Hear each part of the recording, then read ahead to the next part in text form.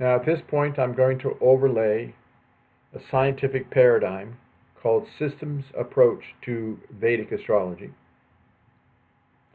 which was developed by Professor V.K. Chaudhry and his son, K. Rajesh Chaudhry. Professor Chaudhry in India also worked with his wife, a Sanskrit scholar, worked with Ayurvedic physicians and other Jyotishis to eliminate all the superfluous techniques that were not replicable, that were not accurate and replicable, doing empirical studies on thousands of charts over a 30-year period. So this may be at a slight variance from other Vedic astrology readings, but I think if you test this, you'll see that it works quite well. According to systems approach, there are 5 planets for Capricorn that will never cause harm. These include Moon, ruling the house of marriage, partnerships, joint ventures. Mars, ruling the house of childhood, parents, and property. Mercury, ruling the house of Guru, religion, divine grace, Dharma. Venus, ruling the 10th house of professional life. And even Saturn will never cause harm, ruling the house of wealth, status, and continuation of family life. So it's very safe and favorable for the Capricorn rising sign person to strengthen those 5 planets. So Roseanne could wear a single pearl, about 10 carats in size, for the moon, for relationships, partnerships, joint ventures. I'll show you in a minute why she had 3 marriages. She could wear the blue sapphire gemstone on the middle finger of the left hand to strengthen Saturn for wealth, status, and continuation of family life. Saturn is past 25 degrees, only 30 degrees in a sign, 0 to 30. The last 5 degrees is considered old age degrees and weak. Old persons mean well, but they lack the power to protect and provide for you. So this causes some worry, some fear, some impatience, and distrust of other people. This will also cause trouble for her teeth, neck, back, spine, knees, joints, and ankles. So the blue sapphire gemstone would be quite good for her. And navy blue colors and black colors are safe and favorable. Moon is close to the rising sign degree, so that blesses her with children, and it brings property and investments connected with marriage and partnerships. Moon is directly opposite Mercury. They have only 2 degrees separation between them, so they have a mutual aspect on each other. That gives her a brilliant mind. Moon is the emotional state. It's how we comprehend, how we understand. It's what's on the mind, and Mercury is the mind and communications. So this gives public communications.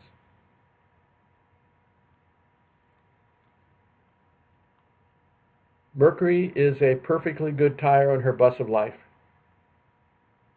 Moon is a perfectly good tire on her bus of life. And Venus. These 3 are very, very good. And these are very affluent planets, very creative planets. Mercury, the mind and communications. Venus, entertainment and the arts. Moon, the public, and affluence. She's actually, Moon's in the house of children. She's actually had a total of 5 children. 3 by her first marriage, 1 by her last marriage. But she was hit by a car when she was 16. She sustained a traumatic brain injury, which her behavior changed so badly they institutionalized her for 8 months. And during that time, she actually had a child. So she must have been 16 or 17 when she had a child, and then she ended up giving that for adoption. So that's a total of 5 children. I think she's been reunited with the child she gave up for adoption. These 3 are good. And that leaves Mars. Now here's the key in this chart right here. We know of the 12 houses from the first house around through the 12th house that 9 of them are favorable. Planets in the 1st, 2nd, 3rd, 4th, 5th, 7th, 9th, 10th, and 11th are considered well placed. But 3 houses are not favorable. The 6th, 8th, and 12th houses are Dustan Bhavas, inauspicious houses. Planets going into the 6th, 8th, or 12th become weak. And planets ruling the 6th, 8th, or 12th can cause adverse effects if the houses contain a multricone sign. So for Capricorn, Gemini is not a multricone sign. So the 6th house ruler does not cause trouble. The multricone signs are 1, 4, 5, 6, 7, 9, and 11. So the multricone sign for Sun is Leo. It falls in the 8th house. So Sun is a functional malefic planet for Capricorn. Now it's fast moving. Every 30 days it's in a different sign. So when Sun brings trouble, it's usually short-lived, about 5 days, maybe 10 days. But it will bring obstructions, delays, setbacks, disappointments, accidents, and death-like experiences. So she should never wear a ruby gemstone. She needs to help her father or father-in-law on Sundays. And she could listen to the chants for the 108 names of Vishnu on Sundays. We just do the twofold remedy for the chart, then we have smoother sailing in life. Her 12th house contains the multricone sign for Jupiter. So Jupiter also becomes a functional malefic planet in this chart. So this explains a lot. Mars is a favorable planet, but it's the landlord, it's the dispositor for Jupiter. So this drags Jupiter into the 12th house. Mars ruling the 4th house of home life and property and happiness and even parents and childhood. She actually left her home when she was young. She said she was going to go spend a weekend with a friend, and she never returned. Left her parents. But this also has caused losses and expenses connected with property and marriage and home life. Jupiter's husband and children, so there's been a loss of a child, one child given up, possible separations from others, losses and expenses on account of children, losses and expenses on account of marriage and husbands. I think she actually had to pay Tom Arnold some alimony. So this was one of the clues. Nobody told her, nobody gave her a proper reading. She should wear a 10-carat red coral gemstone, C-O-R-A-L, as a pendant on a chain to strengthen Mars, to help protect property. She should never strengthen Jupiter. She should never wear a yellow sapphire, or yellow topaz, or yellow citrine. The other issue is that Jupiter aspects 5, 7, and 9 houses away. So Jupiter is not, if Jupiter was around 18, 19, 20, 21 degrees, it would be afflicting the sun, but it's really not. It's okay. I'm not worried on that. But look at this. Jupiter at 23 degrees is exactly afflicting Mars at 23 degrees.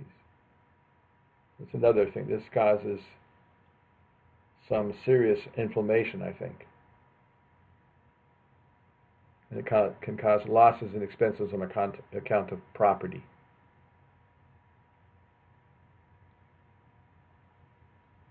So this is why it's so important for people to have a proper reading so they know their functional malefic planets and their functional benefic planets. And so they learn and do the twofold planetary remedial measures for their charts.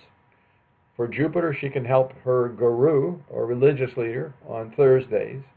She can help children and students in distress on Thursdays. And she could also listen to the chants for Vishnu on Thursdays.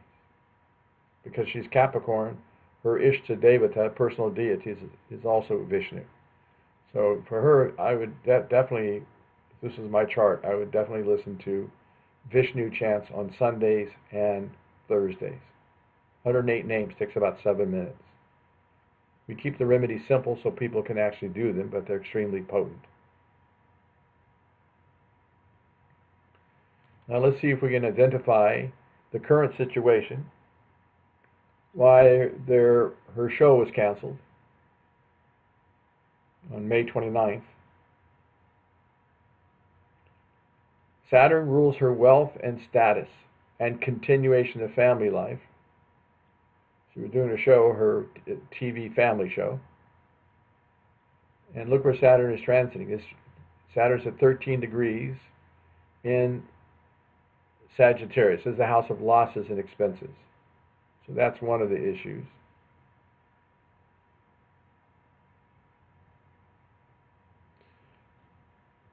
She's been running her Saturn main period from May 2002 to May 2021.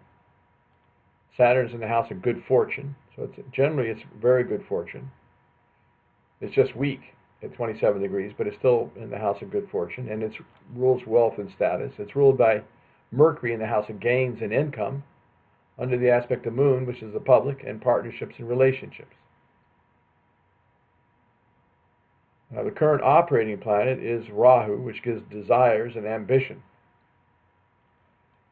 But her Rahu throws an aspect 5, 7, and 9 houses away. I don't mind Rahu, Ketu. They're always opposite each other. That's okay. But Rahu's 9th aspect is on Saturn. So this gives fame and fortune, energy, ambition, charisma. But it's also an ecliptic point in the zodiac, so it can cause a sudden eclipse. So you got a sudden total eclipse with Rahu afflicting Saturn here.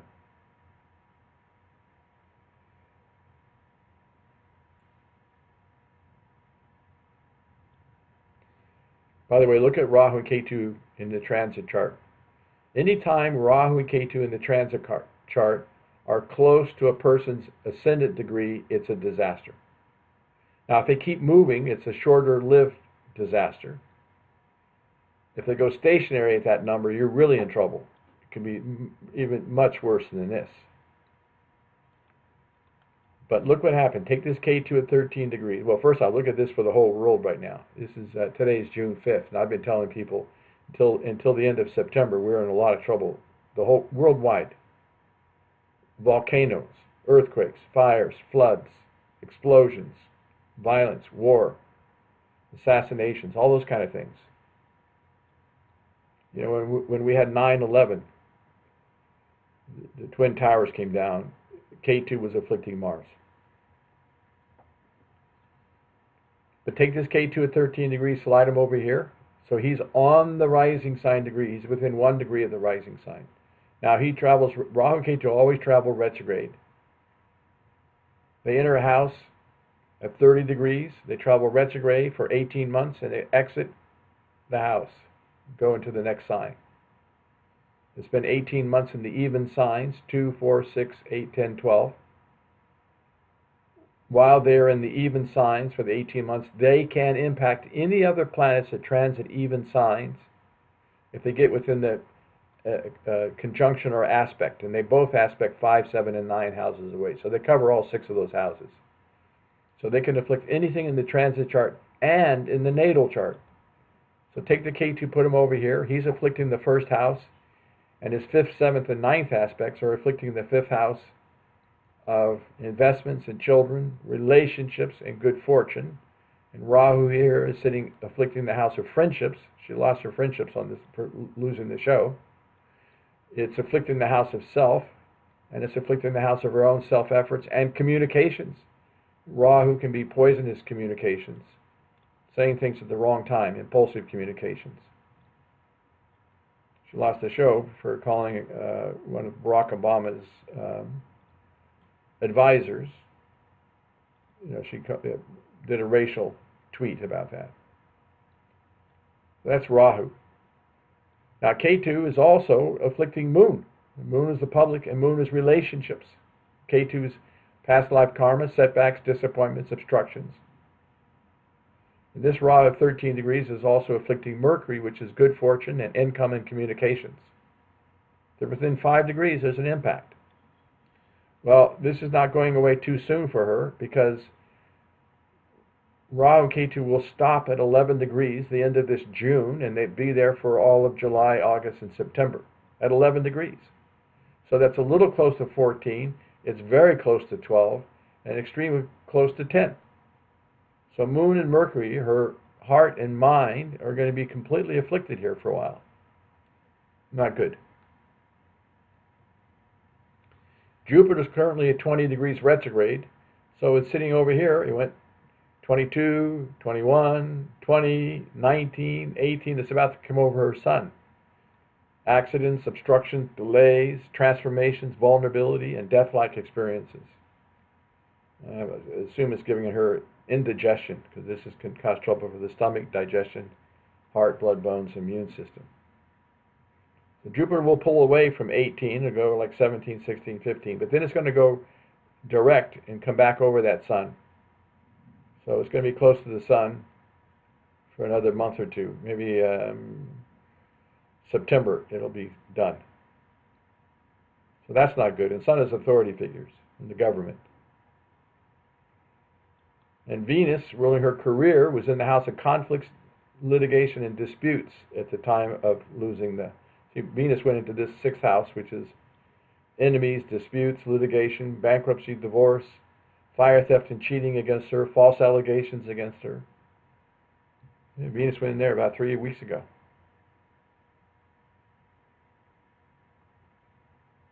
So, as usual, systems approach gives very clear indications to what's going on. Next up will be Jupiter, this October 2018, running until May 2021. Her 17 years of Mercury is going to be much better. But I don't like this Jupiter for her. Jupiter is a functional malefic planet, and it afflicts Mars. And it rules the house of losses. So she can lose a lot of property and fixed assets.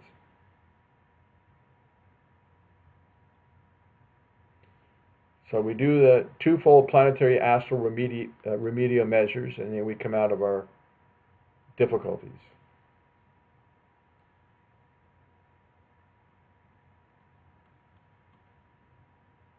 Second house is also connected with speech. It's ruled by Saturn. So it gives good fortune connected with her speech, but the Rahu brings in the poison. It brings in the addictions and the poisons.